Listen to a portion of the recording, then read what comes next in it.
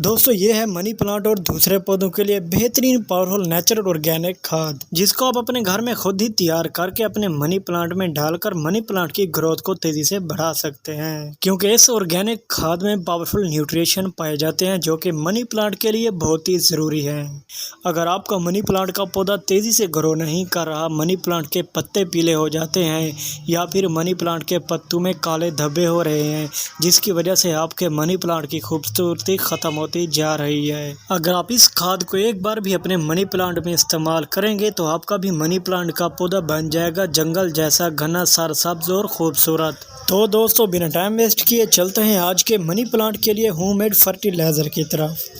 दोस्तों money plant के लिए आज की पावरफुल ऑर्गेनिक होममेड खाद बनाने के लिए सबसे पहले आपको जिस चीज़ की ज़रूरत पड़ेगी वो है सरसों की खली। अगर ये सरसों की खली आपके गार्डन या घर में मौजूद नहीं है तो आपको बाज़ार से आसानी से मिल जाएगी।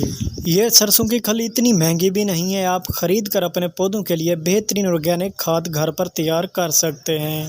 दोस्तों इस सरसों की खली में पावरफुल न्यूट्रिशन पाए जाते हैं जिनमें से calcium, phosphorus, iron, zinc, magnesium और पोटाशियम, जो कि मनी प्लांट की ग्रोथ को बढ़ाने में मदद करते हैं। और इस सरसों की खली को आप मनी प्लांट के अलावा फूल, फल और सब्जी वाले पौधों में भी इस्तेमाल कर सकते हैं।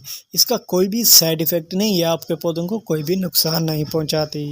इस सरसों की खली को मनी प्लांट में इस्तेमाल करने के लिए सबसे पहले आपको किसी डब्बे में 400 ml पानी भर लेना है। 400 ml पानी भर लेने के बाद आपने लेना है 80 ग्राम या 100 ग्राम सरसों की खली।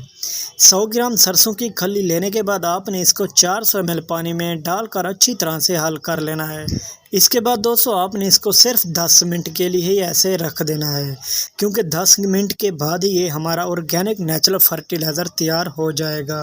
जब 10 मिनट गुजर जाएं तो आपने इसे छानी की मदद से साफ़ करके अपने पौधों में डाल दें। दोस्तों ये सरसों की खली आप अपने गमलों के हिसाब से इस्तेमाल करना है।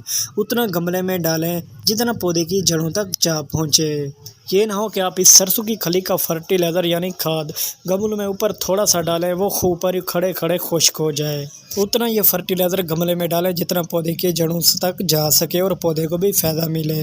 दोस्तों इस सरसों की खली को आप हर 20 दिन के बाद दोबारा भी अपने मनी प्लांट और दूसरे पौधों में डाल सकते हैं। इससे आपकी मनी प्लांट की जड़ें मिट्टी में तेज़ी से सर्वे भी करेंगी और ऊपर से आपका मनी प्लांट का पौधा ग्रो भी तेज़ी से करेगा और सूखने से भी बचा रहेगा और पत्तों का साइज़ भी बढ़ेगा और आपके मनी प्लांट के पत्ते पीले होने से भी बचे रहेंगे, जिसके बाद आपका भी मनी प्लांट का पौधा बन जाएगा जंगल जैसा घना सरसब्ज और खूबसूरत।